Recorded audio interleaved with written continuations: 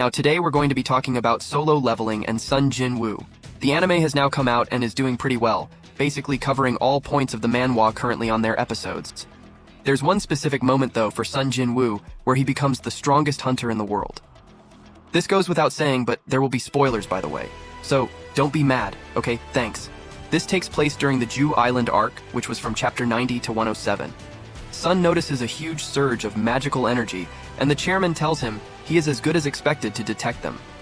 From such a distance we go near Battle Arena, and we see two hunters fighting. Most of the Sering hunters from Korea and Japan were called to take on this task on the Jew Island raid as its rank quest, and only 6 other rank quests have been accomplished.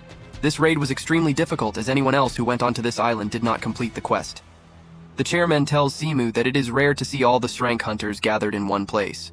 We then get introduced to Ryujigu and the Japanese Srank hunters. Ryujigu is a part of the Draw Sword Guild, which is from Japan, and is a strong individual. When other hunters were smart, one got too intense and almost tried to kill Chai and S. Jin Woo steps in and says, "It's just a little competition, but your bloodlust is a little too much. I hope you don't mind me stepping in," as the hunter tries to go after Sung Jin Woo. Sunanin Woo then pins him to the ground, and Ryujigu takes note of that, wondering if Sung Jin Woo is truly a mage type. Hunter Sung Jin Woo then gets a message from Gu and he meets Goto face to face. Now keep in mind Sung Jin Woo is Korean and Gu is Japanese, so they have no idea what the other is saying from different languages. However, Sunju notices the aura he's giving off, and even without a translator he can tell what he's getting at. He wants to see for himself just how strong Sung Jin Woo is. Sung Jin Woo accepts his challenge but says that, however, it is under one condition, and that is that Goto fights at his full strength. Quite the taunting from the MC, who was known as the 10th strongest rank at the time. Sunan Woo is ready to get started, but as he is talking, Gu already launches an attack with his hand almost landing at Sunan. Gu wants to reveal every secret that Sunan Woo is hiding, and Sung Jin Woo notices that Gu is definitely different from the underhunters, and he is extremely strong. But his attacks aren't something that he can't avoid their fierce fight continues with Gu trying to land another blow to Sunan Woo, and Sunan Woo this time catches his hands with a smile on his face. He says that if he was any slower he would have lost his right eye right there by the intense match for what was supposed to be just a spar.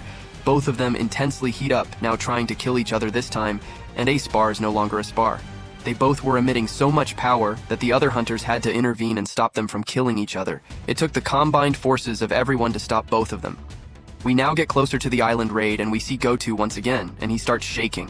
While holding his phone he says that moment that feeling was death, and he sees Sung Jin Woo again, noticing just how powerful he was.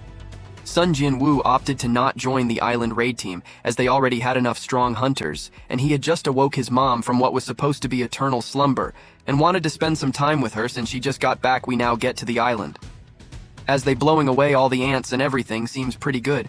The ants are getting incinerated one by one from Choi Jung and the queens, almost gone, and victory seemed to be within their grasp.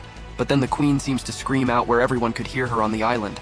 They notice that she's calling for something, then everyone started to feel the power and sudden urge of fear within them as he walked out boldly. Like the episode of darkness itself was the king of the ants. The Antkin was a huge humanoid ant with a black armored exoskeleton, glowing red eyes, sharp claws, 2 small pents extending from his abdomen, and 2 transparent ant wings.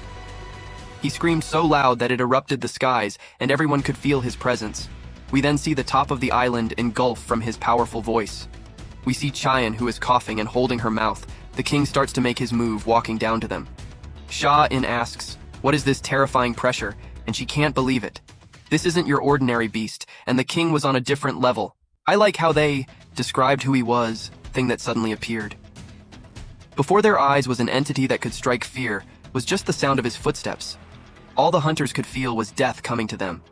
The Ant King, though, just walked right past them, not even caring for the humans at the time. He goes over to the Queen of the Ants, who is now dead. He now starts to get angry, and you could feel his bloodlust and anger from it. He looks back with his broad red eyes and menacing teeth, ready to go after the people who killed his mother.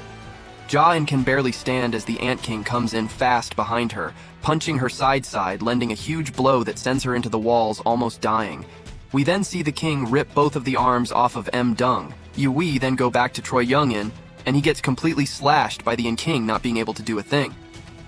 We also then see another hunter try to fire an arrow at the Ant King and says, if he's at this distance, he won't miss a shot. He fires the arrow. But the Ant King catches it easily. The hunter notices that he even stopped as the Ant King crushes the arrow that was sent at him. We see Mong Dong will regain his arms thanks to Strength here Huntermen, and says, it won't be an issue. As long as he is alive, Undermen says it's because of his protective skill called camouflage that allows him to lay low and hide his presence completely. But in order for the skill to be effective, he can't move. MW easily gets defeated again, and Hunman notices that the Ant King looks like he can see him. The Ant King is easily able to notice where the healer is and is now going for him. He stabs his arm right through the healer, killing him. And now the team's best healer in the country is now dead.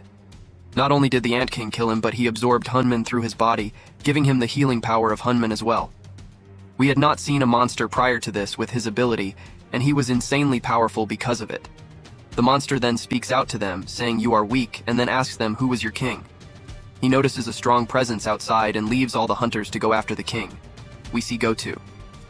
Once again, he gives an assessment on the Korean team's chances to make it out alive what he had.